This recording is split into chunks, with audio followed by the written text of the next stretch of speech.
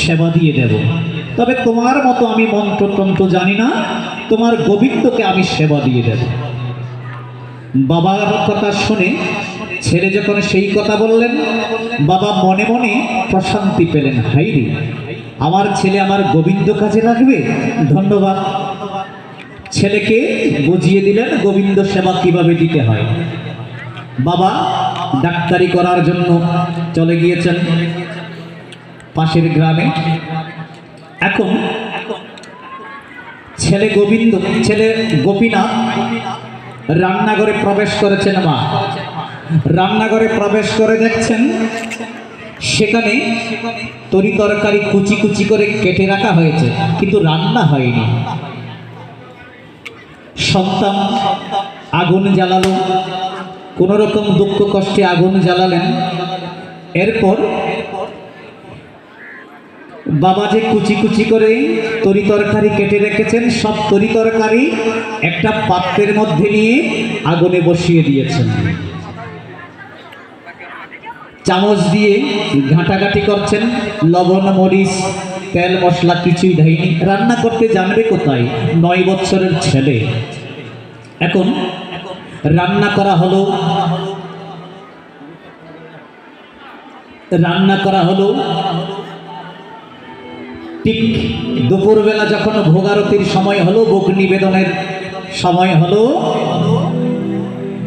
ছোট্ট সন্তান একটি পাত্রে নিয়ে গোবিন্দের কাছে গিয়ে বলছেন, গোবিন্দ, আমার বাবা প্রতিদিন তোমার মন্ত্রতন্ত্র বলে তোমাকে আহ্বান করে খেতে দেয়, কিন্তু আমি তো ছোট্ট বালক, অত মন্ত্রতন্ত্র জানি না বাবা, তুমি দয়া করে এসে খেয়ে নাও। যেন এভাবে বলছেন তার আপন ভাইকে বলছেন, আপন সন্তানকে বলছেন, এত ভালোবাসা। গোবিন্দ তো মূর্তি নিয়ে দাঁড়িয়ে রয়েছেন, পাথরের মূর্তি, সে তো আর আসে না। আবার বলছেন, গোবিন্দ, আমার বাবা রান্না করতে পারেনি বলে আমার রান্না তুমি খাবে না, খেয়ে নাও। করজোরে অনুরোধ করছি গোবিন্দ, আমার বাবা সেবা দেওয়ার জন্য আজকে বাড়িতে আসবে না, খেয়ে নাও। গোবিন্দ তো বাবা গোপালের পাথরের মূর্তি, সে আর আসবে কোথা থেকে, সে নড়াচড়া করতে পারে না। আবার বলছেন, গোবিন্দ, ও গোবিন্দ, আমার কথা কি তোমার কানে যায় না, খেয়ে নাও। আমার বাবা অতি স্বাদ করে তোমার জন্য রান্না করে, তো হয়তো তুমি জেনে গেছো আমি রান্না করতে পারি না, তুমি খেয়ে নাও। গোবিন্দ আসে না। আবার বলছেন, ও গোবিন্দ, খেয়ে নাও না, তুমি না খেলে আমার বাবা আমাকে মারবে যে, খেয়ে নাও গোবিন্দ। এমন ভাবে বলছেন যাতে তার আপন ভাইকে বলছেন, আপন বোনকে বলছেন। গোবিন্দ আসে না বাবা। এইবার ছোট্ট গোপীনাথ গোবিন্দকে কানে কানে গিয়ে বলছেন, গোবিন্দ, শেষবারের মতো বলছি, যদি তুমি প্রসাদ গ্রহণ না করো, আমি যখন ছোট্টবেলায় প্রসাদ গ্রহণ না করতাম, আমার বাবা আমাকে মেরে মেরে খাওয়াতেন। গোপীনাথ কি করলো, বাড়ির বাইরে গিয়ে বাবা একটা বড় লাঠি জোগাড় করেছেন। সেই লাঠি গোবিন্দের মাথার উপর ধরে বলছেন, গোবিন্দ, আজকে যদি তুমি আমার প্রসাদ গ্রহণ না করো, আমি তোমাকে মেরে মেরে খাওয়াবো।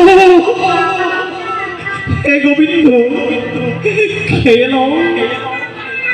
গোবিন্দ নড়াচড়া করে না বাবা। আবার বলছেন, গোবিন্দ,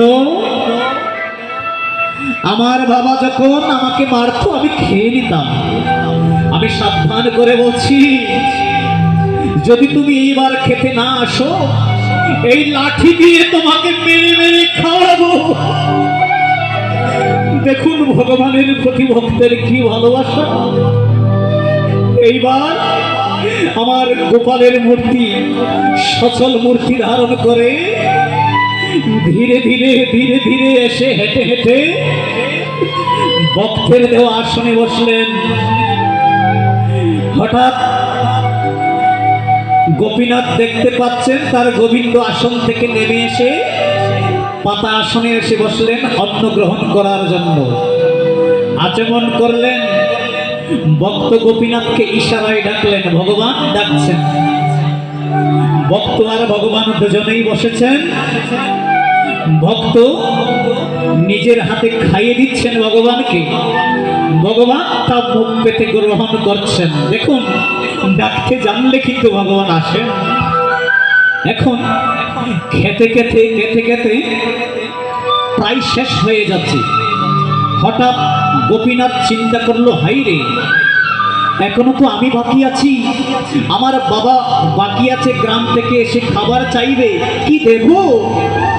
গোবিন্দ তো সব খেয়ে ফেলছেন।